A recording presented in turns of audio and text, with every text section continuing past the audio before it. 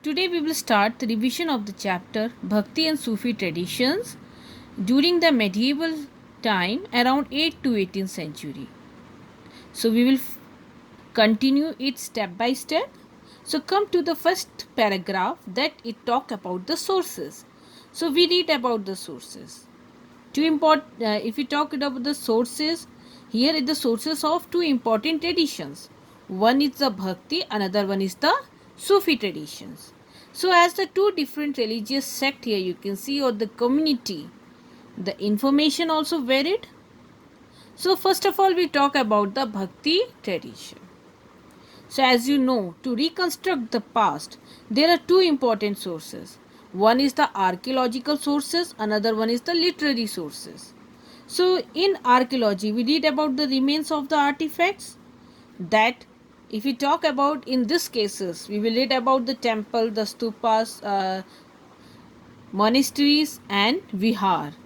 And when we talk about this literary sources, here the very important sources are the textual sources. So what are the here the textual sources are the compositions that are, you can see, attributed to the poet saints. So these poet saints, they expressed themselves or preached orally in the regional languages or the local languages. So this composition was generally set to music. So it was compiled by their devotee or their disciples.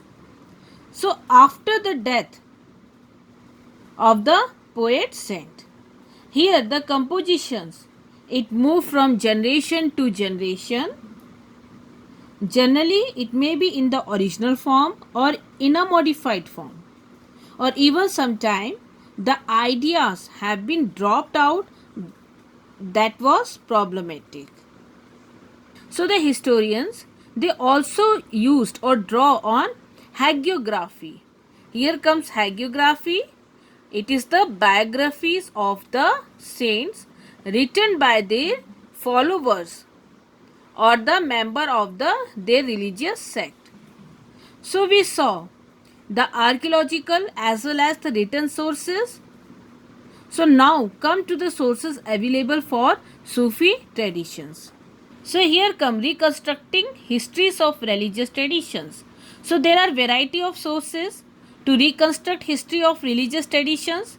This includes the sculptures, the architecture, the story about religion, teachers, or you can see composition that is attributed to women and men, those who are engaged in the quest of understanding the nature of divine. So if we talk about the sculptures and architecture, it can only be understood the context nicely when we are having the idea, the belief and the practices of those who had produced these and used these images and buildings. Now comes the textual sources. So it include a wide variety written in several different languages and style.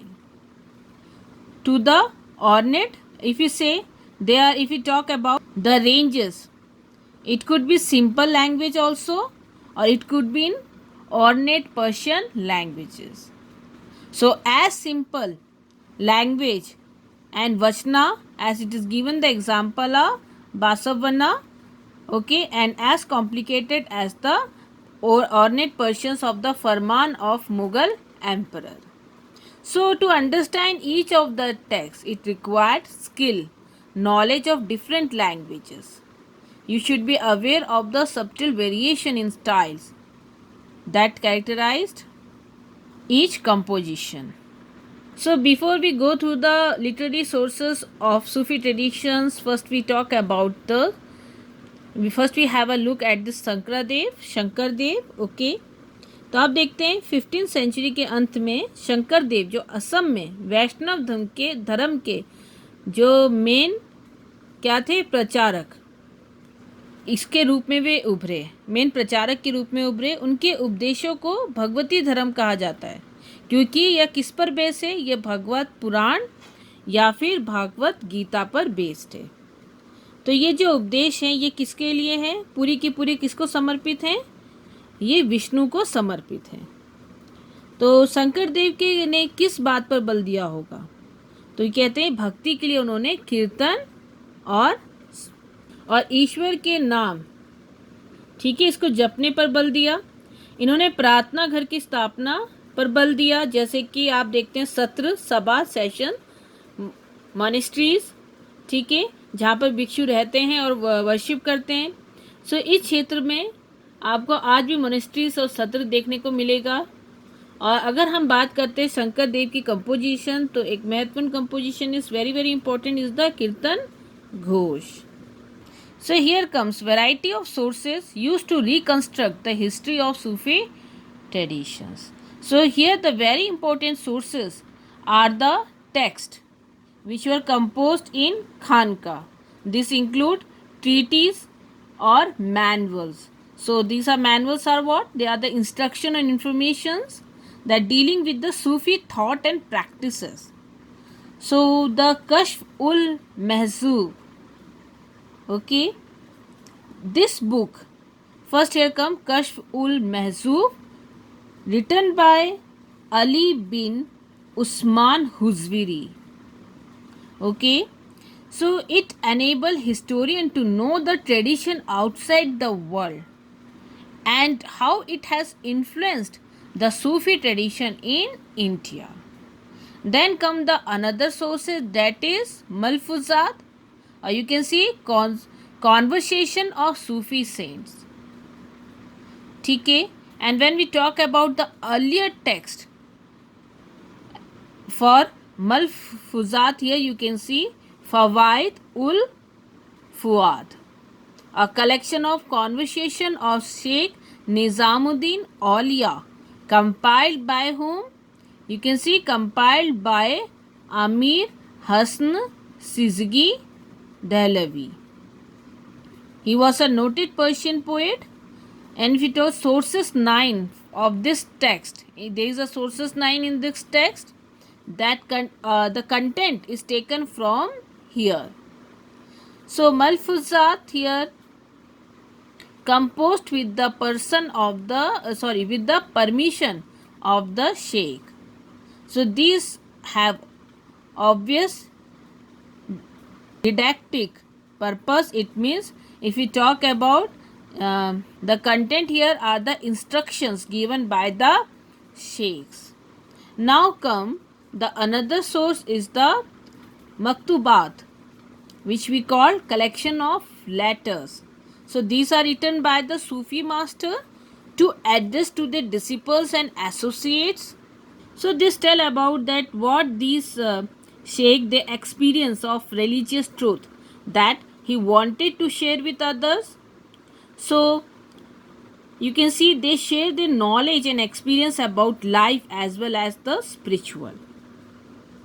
So the latter known as Maktubat here is the you can see Maktubat Imam Rabbani, which was written by Sheikh Ahmad Sarhindi, okay, in 17th century. So scholars too, their comparative study of Sheikh Ahmad Sarhindi with the liberal and non-communalism of Akbar. Then come the other source here is the Tazkiras, which literally means that it is talking about the biography account of the Sufi saint. So here comes the first Tazkira wrote in India was Siyar ul Aulia, written by whom? You can see Mir Khurd Kirmani. So it was mainly about the Chishti saints. So the most famous Tazkira is the Akbar ul Akhyar.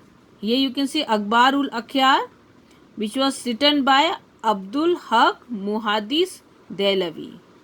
So this author of this Tazkira, they established their own sovereignty, or it means that they shown their silsila more sovereign and speak about their history of the spiritual gurus or saints who came in order one by one. So the arguments of the statement in the text, it not seeming reasonable, but they are fantastic. So these religious texts, this tradition is still prevalent in the society, and the historian they can compare these two traditions which are still prevalent in the society other of the earlier one. So they can compare these two traditions, but there is a challenge for the historian to undertake such investigations, okay, with sensitivity, while at the same time recognizing that religions traditions like other traditions are dynamic and change over time. So here comes the another topic, a mosaic of religious belief and practices. So the most striking features are the wide range of gods and goddess in sculpture. As you can see, Shiva, Vishnu, Durga, Krishna and Rama. And then we talk about the text. So here comes the integration of cult, integration of the unification or the combination of different belief and practices, especially about the worship of God. So this, if we talk these historians, they have tried to understand this development, suggest that at least there were two processes at work. One was the disseminating Brahmanical's idea, process that was in work. One was the processing of Brahmanical idea. So who was spreading or broadcasting the Brahmanical's ideas?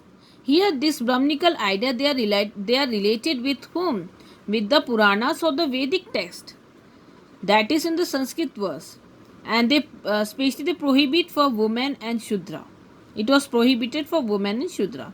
And at the same time, the second process that was working there was the Brahmins who were accepting, and they were networking the belief, reworking the belief and practices of these and other social categories, either for women or Shudra. So these beliefs and practices, it was shaped as great Sanskritic, Puranic tradition and literal traditions. So here you can see the great and little traditions. Here it is the great and the little traditions. So if we talk about the term, it was coined by a sociologist named Robert Redfield. So peasant here observed that emanated from dominant social groups, including the priests and rulers. These he had classified as a part of great traditions. So at the social time, they followed local practices that did not necessarily correspondence with those of great traditions. These he included within the category of little traditions. Or in a simple manner, we can say that those traditions which are followed by socially dominated classes such as priests and the kings were known as great traditions. So those cultural traditions which were followed by the peasantry classes and other social groups were known as little traditions. So here we read about two traditions, two processes. One who were under the influence of Brahmanical's idea, that is based on Puranic text, and other Brahmins who were accepting and reworking the belief and practices of all. Okay, so one of the most striking example of this process is the evident, you can see evidence here is the Puri, Odisha, the Jagannath temple, a form of Vishnu. So if you compare the deities, okay, the image of the Vishnu, the Jagannath image, okay, of Vishnu is different from the other images of Vishnu. So here you can see a local communities or tribe, they worship the sculpture made of wood in this form. And another integration is the mother goddess, where you can see stones, it was shimmered with ochre, and they were identified as a wife of Vishnu or the Lakshmi, and the wife of Mahesh or Shiv or Parvati. So students, what you need to learn, one is the sources, okay, and second is the integration of cult, in which we talk about the two process, Brahmanas or Brahmins who follow Vedic text or Puranic, okay, and then we saw Brahmanas who accept all the community and accept their belief and practices and rework on it. So two topic means two long question we have prepared, and in which the short questions will cover automatically.